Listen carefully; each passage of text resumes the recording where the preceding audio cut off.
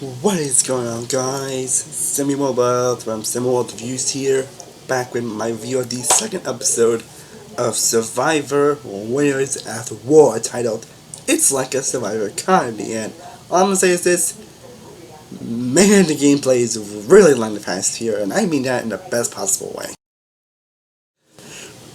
What is going on, guys? Semi-Mobile from Semi-World Reviews here, back with my review of the second episode of Survivor Winners at War, titled It's Like a Survivor Economy. And all I'm gonna say is this: man, the gameplay is really lightning fast here, and I mean that in the best possible way. Like, seriously, like, gameplay is really lightning fast, and then again, I obviously kind of started, and this is freaking all freaking winners are crying out loud. Like, there's one thing I gotta expect for being all my season is top freaking notch gameplay. And we got that here. Like, just 2 hours in, we got just great engaging gameplay. Like, fast, engaging, and just so, like, crazy. And, like, it's crazy how even some folks can flip a dime. That's kind of the thing about Survivor is that he just go one way, then he just flips in another way. Like who knows what's going home tonight, but damn, it's crazy. Like, especially with the offline times episode in which, like, Ben Denise found an idol, which they found, like, 2 half idols. Like, we got with the 2 halves and have to give one to a tribe before sundown. And Denise ended up giving it to Adam. You know, for some reason, they decided to kiss the Parvati for some reason. Like, I don't know, not that, but definitely interesting what's gonna happen with that. And, you know, Adam being really a Ben. Like, Ben seems like someone that's probably gonna end up getting voted out at some point. Like, honestly, yeah, I'd like to ask you, honestly. And we still have a Rob kind of being since that Amber might have been voted out, so that he received the fire token, and, you know, and it's so cool to see Ben kind of work along on the social game, which was kind of one of his downfalls in his first time he played, and he was trying to play more social, which I think he's doing well at so far. And then we see Kim feel like she's on the bottom, which she's just not used to, because the first time she played, she pretty much dominated her season. But in her defense, the cast were really that great gameplay either, so I mean, she was still great and dominant, and was an excellent gameplay, but they weren't the greatest either, so. And then she went on her own, where she also found that split idol, and decided to share it to Sophie. I thought she was going to split Tyson on, so, like, even Sophie was like, I thought just go Tyson, like, I mean, I guess she's trying to gain trust with person majority, but still. It didn't get some really fun moments with Tony, like, oh my god, this is all in general why I love Tony. This is why I freaking love this guy. And he's already so entertaining. And fuck, he's probably gonna make it pretty fun. I think so far he's kind of made a lot farther than he did, and probably made a lot farther than he did in the Game Changers. Thank God for that. And it's good to kind of see a little bit of a moment between him and Sarah, considering, you know, their shaky ground and how rocky they were the first time they played. Like, I don't know how that alliance is good. I don't know how that's gonna work out, but it's gonna be interesting seeing these two kind of try to work together, especially trying to find a true, trustworthy cops or Wrestling Alliance. Like, yeah, the cops wrestling team is pretty hilarious, by the way. Again, it's gonna be interesting to see how that goes, honestly.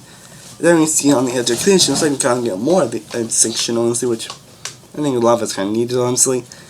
And we see a new adventure clue that Nelly and Amber is searching high-low throughout the island.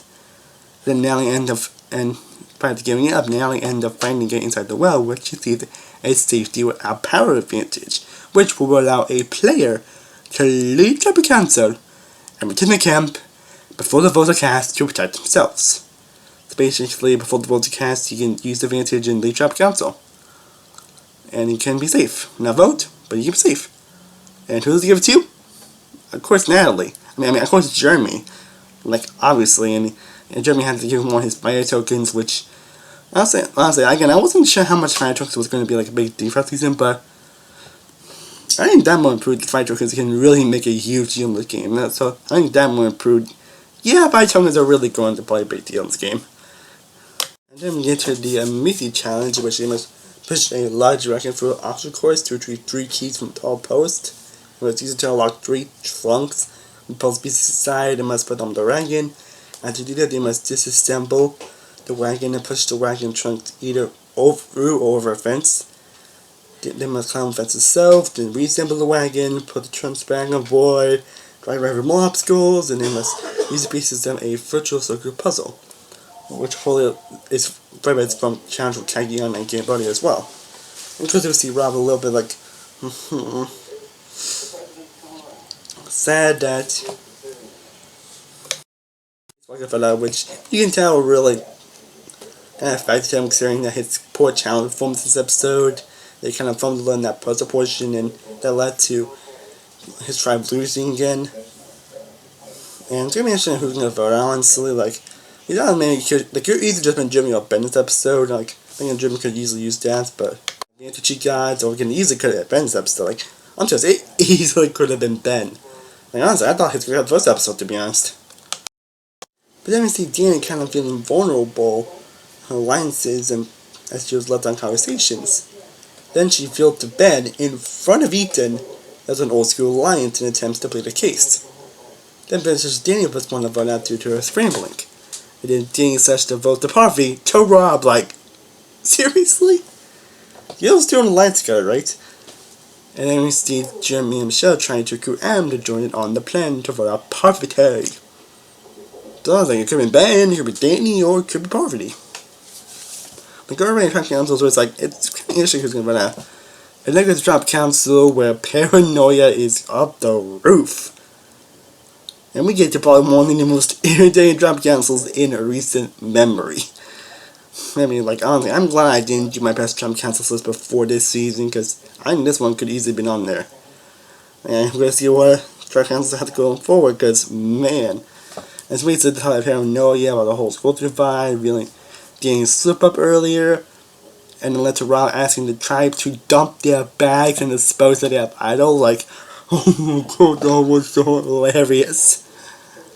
Hilarious. And thankfully, the niece and Adam were able to keep their idols. Like, thank God on that. Like, I'm surprised that they actually were able to keep their idols.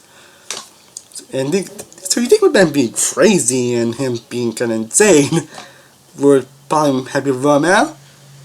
Well, you're wrong, because by a unanimous vote, it ended up being Danny. Yeah, the winner's right grandma and Danny Boatwright ended up getting voted out by a unanimous vote with her with Parvati, and everyone was voted out Danny.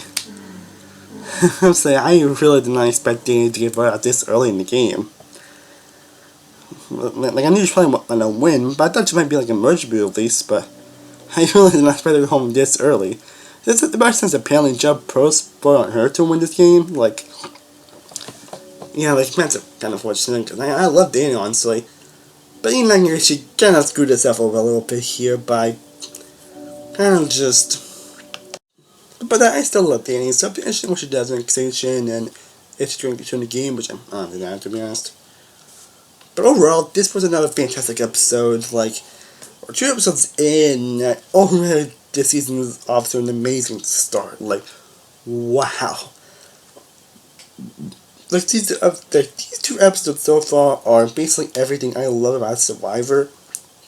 And the gameplay, in terms of moves, in terms of people making stupid stuff, great challenges, great moments. Like, there's a real lot to love in this episode, and a lot to love in the season so far.